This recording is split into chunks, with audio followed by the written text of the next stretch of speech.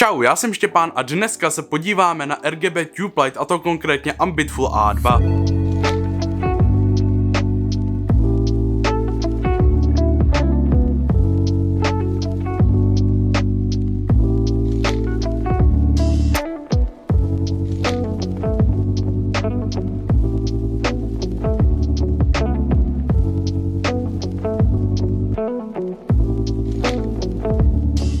Toto světlo můžete na Amazonu koupit zhruba za 1500, což je velice dobrá cena oproti konkurenci, protože když jste si chtěl koupit nějaký konkurenční světlo, tak vás vyjde o dost dráž. Například světlo od společnosti Nanlite, který je asi nejznámější firma na tyhle tube lighty, tak vás vyjde o celou 1000 navíc, což už je docela znát. V balení oproti konkurenci nenajdete nic navíc, najdete zde pouze světlo a USB-C kabel, kterým to nabíjíte, a nějaké manuály. Například u té konkurence právě najdete pouzdro nějaký na to, což tady není, anebo jsem viděl, že u toho Nanlite tu prodávají takovou mřížku, aby vám to usměrnil víc to světlo a nesvítilo tolik do stran. Takže to je asi výhoda, sice je to zase o 1000 dražší, ale máte tam něco navíc. Ale myslím si, že furt je lepší ušetřit 1000, než to, abyste měli pouzdro a nějaký usměrnění, protože ono to světlo svým způsobem je dost usměrnění tím, že to má ty ledky z jedné strany, takže vlastně si myslím, že to není až takový upgrade o tu 1000. Tato trubice má RGB barvy a můžete si zde nastavit až 36 000 barev, což si myslím, že je fakt obstojné, a zároveň si tady můžete nastavit bílou barvu a nastavit si její teplotu od 2500 Kelvinů do 8500. Když máte světlo zaplé na 100%, tak vám svítí světelností 760 luxů, což si myslím, že je hodně dobrá hodnota, a když máte ho na 100%, tak vám vydrží zhruba hodinu svítit. Světlo má velice pěkný a čistý design a dá se jednoduše použít i v záběru. Nejčastěji se právě používá na ty produktové fotografie, kde vůbec nevadí, že v té fotce, kde máte ten produkt, co fotíte, bude ta trubka vidět jako nasvěcovací věc, protože je to prostě čistý, krásný a vůbec to tam nepřekáží. A samozřejmě z toho i vyplývá, že to můžete použít třeba nějaký dosvícení scény. Já tady mám sice jiný světla tady dosvícený, ale taky bych mohl využít tu trubku právě na tohle. Já jsem ho využil třeba i na focení téhle z té fotky, což byla v noci, kdy jsem měl dlouhou závěrku, a pomocí tohohle z toho světla jsem tam právě mohl udělat takovýhle čáry. Vlastně za mnou běžel druhej, udělal ty čáry, já jsem stál na místě a myslím si, že jako tady má takový praktický využití, že jako jsou ty fotky takový zajímavější,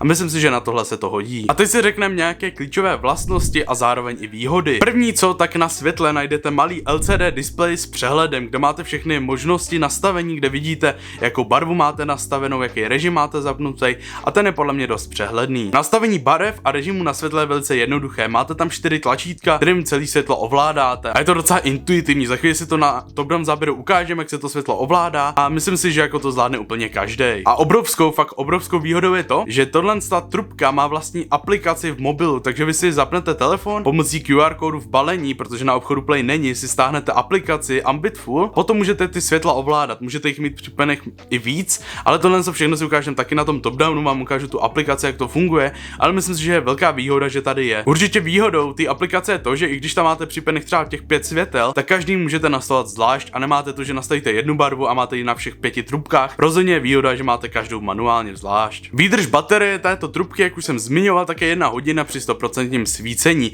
což sice není moc, ale myslím si, že je to úplně dostačující.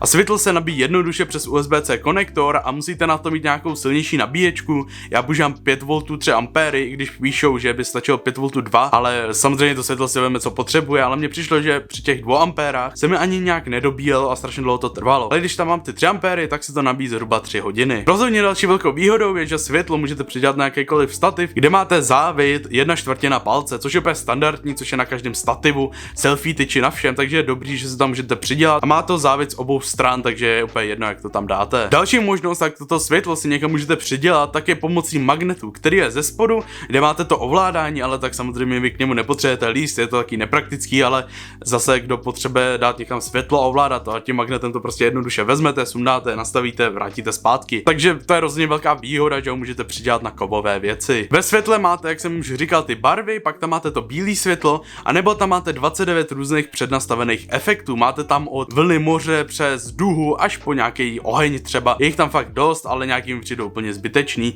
ale tak zase je dobrý, že tady nějaký přednastavený jsou. A teď si teda řekneme nějaké ty nevýhody. Tohle světlo je fakt jako dobrý, ale samozřejmě jako každá věc nějaký nevýhody má. Největší asi nevýhodou, co jsem si všiml, tak je ten magnet není za tolik silný, že by vám držel. On v podstatě tam je jenom na krajích toho světla, což je podle mě ten hlavní důvod, že nemá takovou plochu, na čem by mohl držet, takže tam je takový blbý, že třeba když to dáte svisle, tak se může stát, že když budete mít hodně jakoby hladký povrch, tak vám bude sjíždět.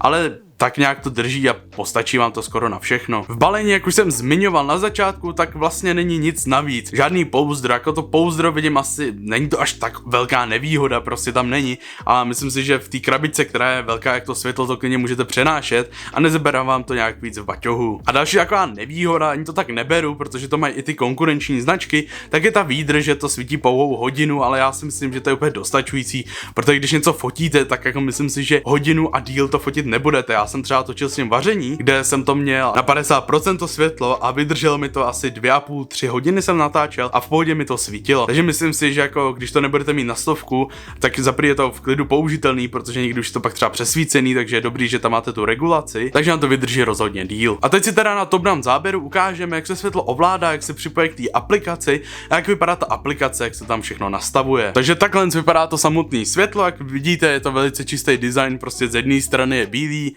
tady jsou nějaký nápisy, jak se to jmenuje, a tady pak je celý to ovládání. Jak se světlo zapíná, tak tady podržíte to tlačítko chvíli. A tady napíše, zapíná se display Ambient Full a už nám to svítí. Teď jsem tady v nastavení, teď tam mám klasickou bílou a jak vidíte, tak je to úplně jednoduchý, máte tady plus minus, takže já si snížím ten jas, ať to neoslovně ten stůl. Když máte na nulu, tak to samozřejmě nesvítí. A pak já tady zapnu aspoň trošku.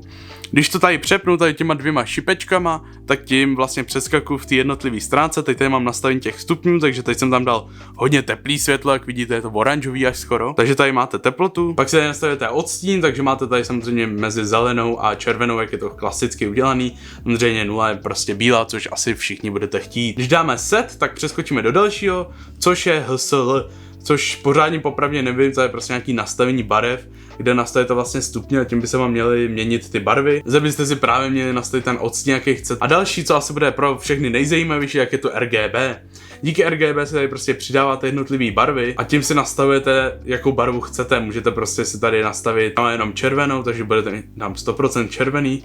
Jak vidíte, teď mám úplně červenou ruku, celý červený záběr. Tady prostě si nastavíte, máte tady nastavení bílý a zároveň žlutý, což je rozhodně výhoda, že tady nemáte jenom RGB, ale máte tady právě i rovnou tu žlutou, že si jenom zapnete žlutou a nemusíte to nastavovat pomocí té červený a zelený. Tak a když přeskočíme dál, tak jako další, tak tady jsou ty módy, jak jsem zmiňoval, je jich tam 29, takže jako první tak tady máte samozřejmě intenzitu toho jasu, já to nechám. Jako druhý tak tady máte speed, jak rychle chcete, aby vám to fungovalo, já tady dám třeba slow a tady si připínáte samotný mody. Teď tam jako oheň, že mi to plápolá, ono teda to moc mi nepřijde, jako trošku to problikává, takže bych mohl věřit tomu, že to je jako oheň, ale moc mi to nepřijde. A pak si samozřejmě můžete tady plus minus přenastavovat. Tady mám jako praskou žárovku nějakou, že mi to problikává. Jo, a tady jsou všechny módy, popravdě nevím ani co všechny jsou. Tady na tom, potom v té aplikaci je to právě hezky vidět, kde to máte napsaný vyloženě slovně, takže hned víte. Jo, tohle máte třeba tady přednastavený jednotlivý barvy už. Jo, tohle je třeba nějaký vlnění, různý tady takovýhle blbosti, který si myslím, že nikdo asi z vás jako popravdě pořádně nevyužije. Tady takhle v těch krajích, tak jsou ty dva magnety, jak jsem zmiňoval, takže jak vidíte, není to tady v tomhle celém, což by rozhodně bylo mnohem lepší, ale je to jenom tady na těch dvou krajích, aby to mělo to nějakou mezeru, to světlo od té dané věci. Tady máte teda ten USB-C konektor, kterým to nabíjíte a tlačítko zapínací, to když to chcete vypnout, to chvíli podržíte, krásně na to napíše bye bye, se to je rozloučí, což si myslím, že je docela vtipný a vypne se to. Teď si ukážeme, jak to teda spojit s tím telefonem. Takže já tady mám teda telefon, já samozřejmě mám tady kabel, mám tady zavřený mikrofon, ale mě občas zlobí ten studiový, takže mám pro jistotu klopák ještě, takže jsem za ten kabel tady. Ale tak vypadá samotná aplikace a spárování je úplně jednoduchý, fakt nic nemusíte dělat, stačí zapnout aplikaci, zapnete si zároveň světlo a hned jakmile se to zapne to světlo, tak už tady, jak vidíte, dám prostě off, světlo píše off a aplikace světla dám tady on a aplikace je zapla, je to strašně jednoduchý, máte to hned instantně, nemusíte řešit žádný Bluetooth, nic, fakt jsem extrémně spokojený s tím, jak to mají napárovaný, že fakt jenom zapnete to a hned to máte. A to i při prvním párování, co jsem byl hodně překvapený. A teď teda v té aplikaci, jak jsem říkal, tak máte všechno to nastavení. To jsem v podstatě v tom prvním, kde máte tu bílou, takže tady si můžete nastavit ten jas. Tady už máte dole přednastavený nějaký ty kelviny, co by vám to mělo v podstatě připomínat. když si to nastavujete, jestli to je jako sluníčko nebo nějaký blesk nebo cokoliv jiného. Potom tady si můžete nastavit ty kelviny i ručně, ale nevím proč, z nějakého důvodu. Mně to jde posunout jenom do 6000 a víc doprava mi to nejde. Nechápu, jestli to má nějaký bug nebo co, ale když jsem se ptal kamaráda, co to používá tu aplikaci taky, tak říká, že to má stejně, že mu to jde do těch 6 a dál už ne. A když chcete víc, tak dáte tady 8, ono se to přepne, nebo si to nastavíte přímo na světle, což je asi jediná chyba, co jsem tady našel. Další co, tak tady máte to HSI, pomocí kterého v podstatě máte to celý RGB spektrum, kde si nastavíte úplně jakoukoliv barvu chcete a zároveň tady máte ten jas. A tady i nahoře vidíte v podstatě, co teď to světlo dělá, což si myslím, že je pěkný. A další co, tak tady jsou ty zmiňované scény, zase tady máte, jak hodně to svítí, tady máte ty rychlostní režimy a tady vidíte všechny ty různé módy. Takže máte tady prostě nějaký blesk, ohňostroj, no takže tady máte prostě burst, třeba televizi, jako že má někdo zaplou. Pak tady máte různý kur, což v podstatě asi je, že se to nějak rozsvící. Alarm prostě, že to bliká, jo, kdyby jeli prostě policajti. Jako ty módy jsou tady fakt zajímavý, co tady jsou, popravdě fakt nevím, čemu bych je využil a jak jsem říkal, máte tady už přednastavený nějakých pár barev, růžovou, žlutou, azurovou, RGB a oranžovou. A když právě byste měli víc těch světel, víc těch trubek, tak to se jednoduše přenastaví. Jak tady vidíte A, B, C, D, E, F, takže jich můžete mít 6. Já myslím, že jich je víc, ale jich 6 a myslím si, že i tak je to dostačující. Tak jenom kliknete na B, já tady žádný jiný nemám. A jak vidíte, teď se to moje světlo nemění, ale když tady nějaký druhý, tak se bude měnit. Což si myslím, že fakt mají strašně jednoduše a zpracovaný. Je to fakt intuitivní tady to vládání, prostě máte tady bílý a scény, prostě nemůžete se v tom nějak splíst, co je co, prostě je to jednoznačný. Tady koukám, teď jsem tady našel, že tady máte i nastavení nějakých kanálů, což si myslím, že vy si i to světlo můžete nastavit do nějakého kanálu a potom ho prostě ovládat díky tomu. Což si myslím, že pak právě to můžete mít třeba ještě víc světel a v podstatě v každém kanále mít nastavený nějaký světla, ale tam popravdě někde se nastavuje na tom světle, ale myslím si, že jedno jsem tam omylem dostal, nějak když podržíte to set. Tak jak to mohl vyzkoušet, když podržím to set?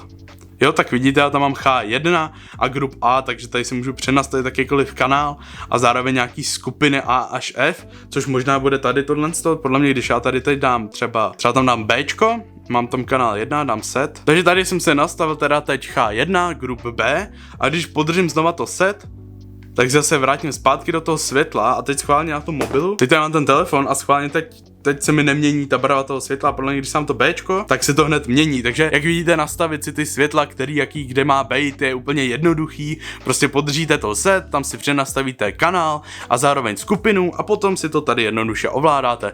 Takže myslím si, že jako tomuhle světlu dávám fakt hodně bodů za tu aplikaci, která je fakt dobrá a myslím si, že ten Nunlight ani nemá, když jsem to hledal, jestli má aplikace, jak jsem to nikde nenašel a je dražší. Tohle stojí 1500, můžete mít aplikaci, která je úplně skvělá. Myslím si, že to za to fakt stojí. Myslím si, že tohle světlo je vhodný úplně pro všechny. Ať už natáčíte videa, tak na to, že se právě můžete takhle nějak nasvítit, ať už barevným anebo bílým světlem, anebo ho klidně můžete mít i někde za sebou v pozadí, jako nějaký backlight, prostě jako nějaký světlo v pozadí, protože je to čistý a nebude pořádně ani vidět, takže myslím si, že ani když bude vidět na kameře, tak to ničemu nevadí. A komu bych ho určitě doporučil, tak všem fotografům, protože se hodí jak na ty produktové fotografie, kde si to hezky dosvítíte nějakou barvou určitou, jakou chcete, tak zároveň na ty produktové, kde právě taky můžete udělat nějakou tu fotku, jako jsem dělal já, anebo už na to barevné dosvícení. Světlo rozhodně za cenu 1500 stojí, protože to není zas tak vysoká cena, když si vezmu ty konkurenční značky a zároveň všechny RGB světla jsou i dražší.